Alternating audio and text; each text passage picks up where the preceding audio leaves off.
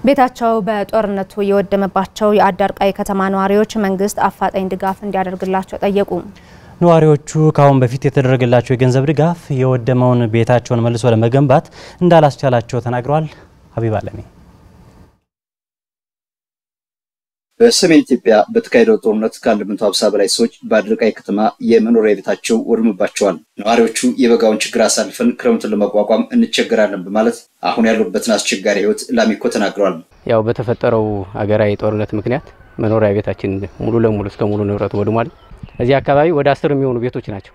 ያው ተያይዞ የተሰራ ስለሆነ ወደ 10 የሚሆኑ ቤት ነው የተቃጠለውና አብዛኛው ሰው አቅመ ደካማ ነው። እንኳን ቤት መገንባት አሁን ባለው የኑሮ ውድነት የወር አስቤዛ ሸፍኖ መኖር የሚችልበት ጊዜ በጣም ከባድ ስለሆነ ይሄ ቆርቆሮ ለብሶኛም ወደ መጠለያ ብንገባ ልጆቻችን በትነን ያለ ነው። በየሰው ታዛ ነው ተጠግተን ያለንና ምንም አይነት መጠጊያ የለም። ወቅቱ ደግሞ እንግዲህ ከፊት ለፊታችን ክረምት እየገባ ስለሆነ ይሄ ግምት ውስጥ ገብቶ እንደው ፈጠን ያለ ድጋፍ ይደረግልን። ያ ፈራነው ሀብትና ንብረታችን ያው እንደምታዩት ውስጥ ላይ ወደ ነጭ አመድነት ነው የተቀየረ። ምንም አይነት ንብረት የለንም። በአሁኑ ሰዓት ምንተኛውም ሲሚንቶ ላይ ነው። ቤትም ከክራይ ነው ያለነው።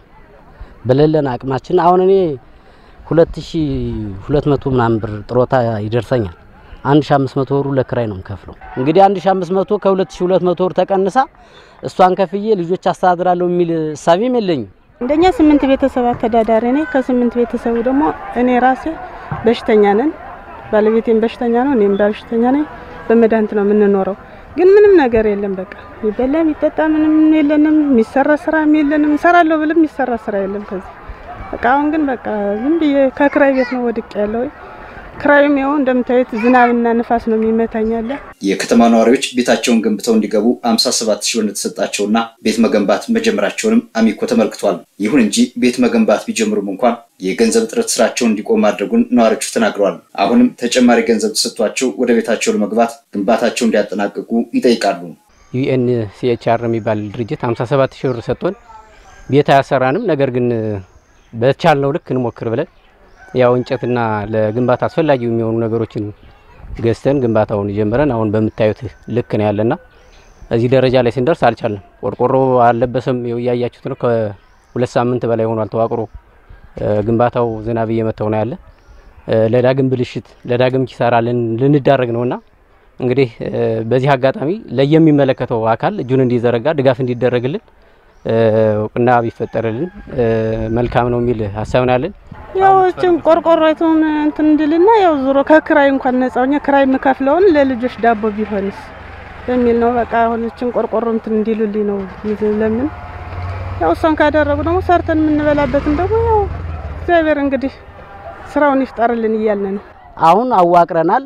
ነገር ግን የቆርቆሮ ጉዳይና የብስማር ጉዳይ በጣም አሳሳቢ ሆኗል። ይሄው እንጨቱ እንግዲህ ይሄ ብቻ አይደለም በሰጠነ ብር ብቻ ሳይሆን ከኪሳችንም ከህፃናትን ጦም ያሳደርና የሰራነው ውጤት እንደገና ወደ ሁለተኛ ኪሳራ እየመጣ ነው። የአዳርቃይ ወረዳ ዋና አስተዳዳሪ አቶ ሚሊዮን ታደሰ ቤታቸው ወደምባቸው ቤት ለመገንባት 200 ሰዎች መመረጣቸው ተናግረዋል። በትራንስፖርት ምክንያት የማጓጓዝ ችግሮች ገጥመውናል ያሉት አቶ ሚሊዮን በቅርቡ የተገዛውን ቆርቆሮ የማጓጓዝና ለነዋሪዎቹ የመስጠት ስራ ይሰራል ብለዋል። ቢስማሩም የገንዘብም የቆርቆሮም ድጋፍ እየተደረገ ነው ያለው።